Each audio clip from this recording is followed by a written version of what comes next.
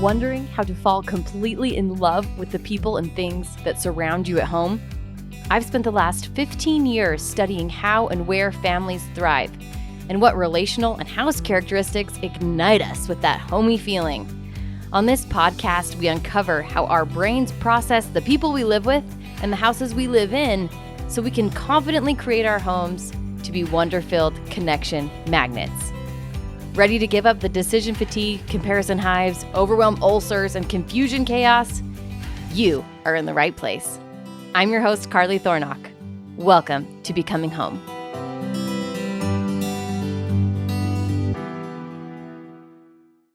What's up, homies? So glad that you are here. It is a beautiful sunny Friday here on the ranch, and I'm just so happy and delighted and over the moon to be able to spend some time with you. My husband is out digging a ditch in the front yard with my boys. They are doing all things dirt and tractors, and I am also super grateful for that. So hopefully you have yourself a fun sunny windowsill or something to sit in. Maybe you're on a walk. Maybe you're driving in a car. Maybe you're getting your makeup on, and we get to spend a little bit of time together. So we are going to be talking about the questions 7, 8, and 9 of how to 4D design a space. So we've been using my barn as an example of this, and I've been taking you through these questions one at a time, but also showing you the real life application of how they work. So let's just keep going. This is part 3 of 4D designing our barn. So question number 7 is, how do I want to feel here? Are my senses at peace? This question is so loaded. We could talk for hours about this one question, but the essence is my neurology, am I engaged in my body? Can I feel what's going on inside of me? Is my neurology healthy? Is it working? Is it firing? So of course, this brings in our breath, our cold, our writing, and our design practice that I teach inside of the knowing. These 4 things are the things that you do every single day to help your neurology just get more comfortable working from one end of the spectrum to the other, from one extreme to the next.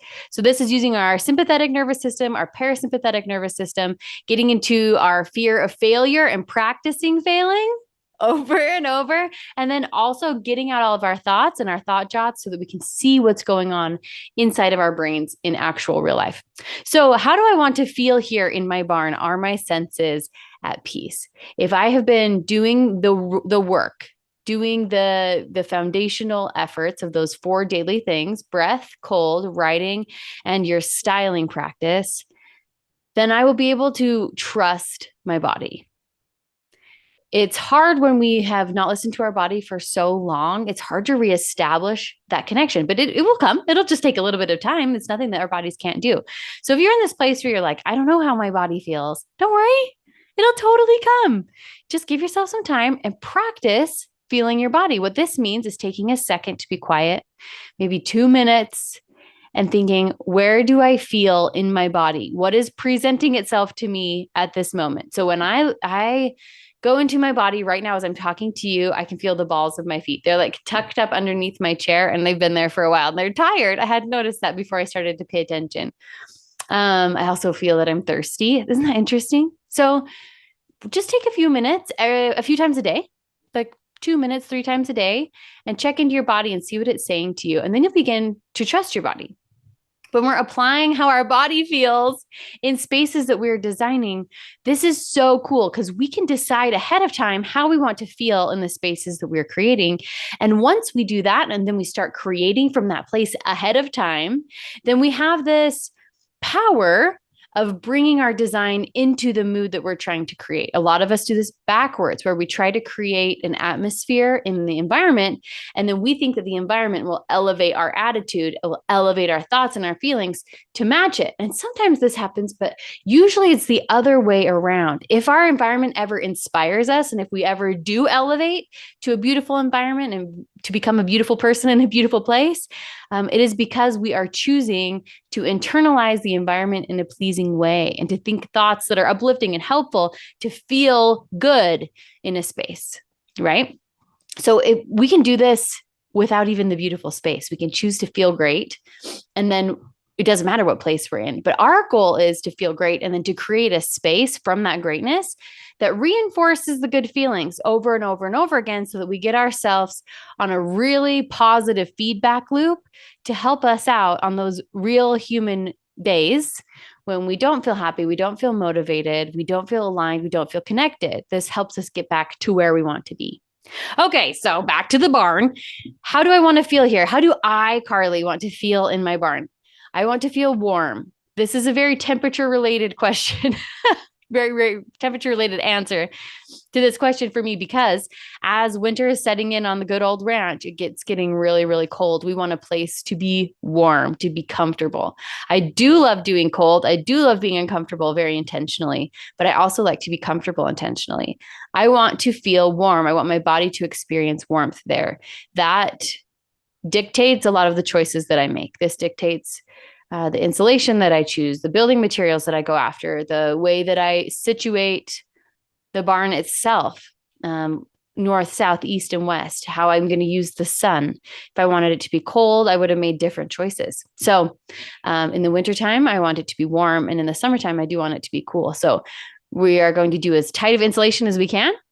And we bought some cute propane heaters, the kind that you see on like sidewalk cafes or like at weddings sometimes underneath the big tents where they're propane, they're tall and they let out the fun amount of heat, like 3-foot radius all around.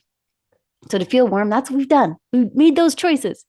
I also want to feel motivated to wake up in the morning and exercise somewhere warm. So we poured concrete instead of just doing gravel for the floor of our barn, because I want to be able to lift my weights and do my yoga and do my HIIT training and whatever else I feel like doing in there. I want my kids to be able to ride their bikes and I don't want to have to worry about rocks. Just completely how I want to feel, right? And I also want to feel separate. And what I mean by separate is I want to be able to be in my barn without waking up my kids in my trailer. So there are some spaces, namely a 250 square foot camping trailer, where if I turn on a light, then everybody wakes up unless I'm careful. And I want a place where I can wake up early and turn on lights and be awake while everybody else can continue sleeping. That feels exciting and fun to me. So I want to feel separate in that way. I want to feel like I can do what I want to do, be loud, and still be respectful of the people that I love and the things that they want to be doing. So that's number 7. Are my senses at peace is this final element to number 7. And that means like, what is the hidden conditioning surrounding this build, surrounding the barn, surrounding the decision that you're making, that I'm making? And this is the first barn I've ever built. My family is historically very suburban. We barely had a garden and we definitely had a puppy dog. But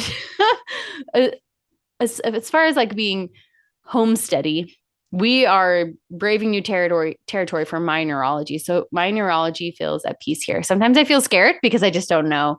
And that's when my neurology gets out of whack, is when I feel afraid. It's helpful for me to know. And when I can see that I feel afraid with the wind, with tarps, with foam, like kind of blowing our foam insulation, then I can make good decisions about understanding that my fear is there for me. So like this. Hey, Carly, your body feels fear right now because you're afraid that if the wind blows this tarp, it's going to blow it off.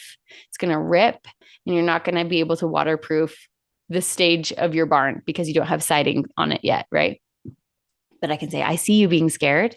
And is that valid? Yes. So let's take precautions to make sure that the tarp doesn't whip around.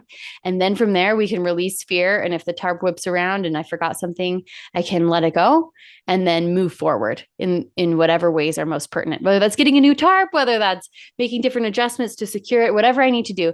I know that I'm better when I come from a place of not fear, but I do like the input from my fear. Okay. Question number 8. What are the invitations or affordances I want to extend non-verbally? So in our barn, we're kind of up on the hill in our community, and we've strung little lights on the inside of our barn, and it just feels festive and fun and cozy. And the other day, as I was driving home in the dark and our little lights were on, they were reflecting up into our Quonset hut. If you don't know what a Quonset hut is, totally look it up on the Googles. It's this arch, a metal arch And that's what our barn is made out of. And it's on top of two shipping containers. So when we string the lights across from the two shipping containers, the light reflects up into the Quonset hut. And since the walls aren't completely built yet, the whole arch is lit up with these fairy lights, and it's so magical. I think that is so fun. These are the invitations that feel so good to extend, of like, what's going on in there? There's magic. What's the magic about? How can I be part of the magic? I want my friends and my family members to come to this barn, to play and to feel loved, and to commune with one another, to commune with God, to commune with themselves, to figure out their bodies and to figure out their relationships. And like, I want this to be a place of healing and a place of celebration. So come to the glow. That's like the invitation. Come to the glow. That's the affordance that I want to extend. Affordances, again, are this idea of like a stove affords cooking, a chair affords sitting. We have certain conditioning around certain stimuli. And so how can we use those stimuli, the chairs, the stoves, the lights, the smells, the textures, the comfiness, the coziness, to invite people to do certain things in our home. So I want people to come to the glow. That makes me want to put up more lights and to start verbally telling people that when they see the lights, to come over, so that the lights become an invitation. I also want people to feel invited to create themselves. I want to be an example of what crazy things we can invent and make happen in physical reality. When people see my barn, they say, whoa, that's a lot bigger than I thought it was going to be when you talked about it. And that's what I say to myself when I see our barn, like, oh, that's really a lot taller than I thought it was going to do. When you're talking about 10 feet on paper put with a 16-foot Quonset hut, drawing it out on a napkin, you're like, okay, like 25 feet in the air. What? Okay. 26 feet. But then you see it in person and you're like, oh my gosh, that's a 3-story building. Like, that's big. And that's so fun. I want people to be inspired. I want to invite them to dream and to create and to be crazy and to do stuff that seems maybe illogical or just seems fantastical, and to go for it. Question number 9 is, what 3 stories do I want to tell here? And this is such a cool part when you're designing a house. This is huge because storytelling is meaning, is connection. It's one of these automatic things. Just like cold helps us get into calm mode, storytelling helps us get into connection mode. And so this works for children. This works for adults. We all love a good story. We like to be entertained, but we also like to be taught. We like to feel connected. So as we use stories in our design, this is like an automatic way we can connect with people and with ourselves. So what are 3 stories that I want to tell with my barn? First, this ranch is magical. I want to tell myself this because there are lots of days where it's windy and dusty and I think this is not magical. And I think other words instead. But I want my barn to remind me this place is magical. So in order to create magic in my barn, I need to feel magic. And then from there, I put up things like twinkle lights, and we create a fun sliding door that we can use to enter and exit. And I have French doors on the front with 2 cute lights, just because I want it to feel magical to me. That's my goal. I don't want it to feel practical. I don't want it to feel prudent. Like, these are not the feelings that I want to feel. These are not the stories that I want to tell. Those are stories for another place and another time that I really value, and they will be told. But this barn for me is, this ranch is magical. That's a really important motto, important story to live into for me, for my sanity. I want my kids to feel the same way. And today they were imagining, and they had built a whole bunch of switches on the inside of the wall of our barn to open the doors and lower the doors, and secret compartments that were all imaginary. And it was beautiful. It was magical. I want them to continue to do this. So I want to make sure it's safe and that there's places and space and materials for them to create magic for themselves too. Another story that I want to tell specifically to my children is Thornox can create anything. Same sort of idea, the invitation that I want to extend to the whole community, to the whole world, that we can create from intention and it can be beautiful. I want my children to really internalize this. Like, you can have a dream and you can go for it. And you can work hard and you can pray hard and you can sweat hard and these dreams will come into fruition. The last story that I want to tell here is, you belong and we belong. This is a place for us. This is a place for you. This is a place for our family, for our friends, for our community, for strangers, for people who want to come and heal, for people who want to come and get reintroduced to the things that matter most to them. You belong. Come to the barn. come to the Delphos, come visit us. I feel like you belong as much as I do. And there's some fun things in the works so that you can come and see what we're doing here. And I want you to come. I want my family to feel like they belong. I want to feel like I belong. I want this to be a place that screams, this is yours. It's going to be full of thrifted things, and it's going to be full of beautiful things and practical things and sturdy things, and simple things. This is what I want. And I want to have my eyes open to all of it. I also feel like this barn is the first line in a book that we're writing of our ranch experience. This is really the first big thing we're creating. We created our septic and our well. Those were really big, but this is the first structure, the first infrastructure going in.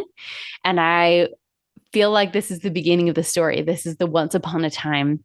And to me, that feels really fun. And again, magical. This barn, that is the theme of the barn, magical. And before I went through these questions, I didn't realize that that's what I was longing for.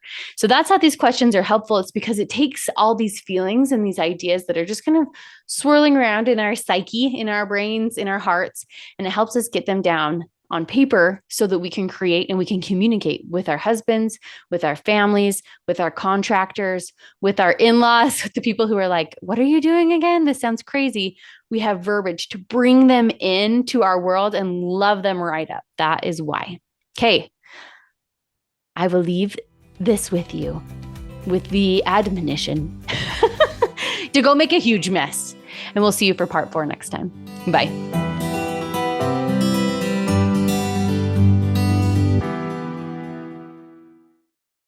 Hey, thanks for listening today. If you love what you're hearing, share this episode with a friend who you want to chat with about it. Also, leave a review for the show so we can reach more soulful mamas looking to love the magical humanity that surrounds them at home. If you really are digging this scene, come check out The Knowing, the inner circle for confident home creating. Find all the info about it as well as a full transcript of this episode over at carlythornock.com.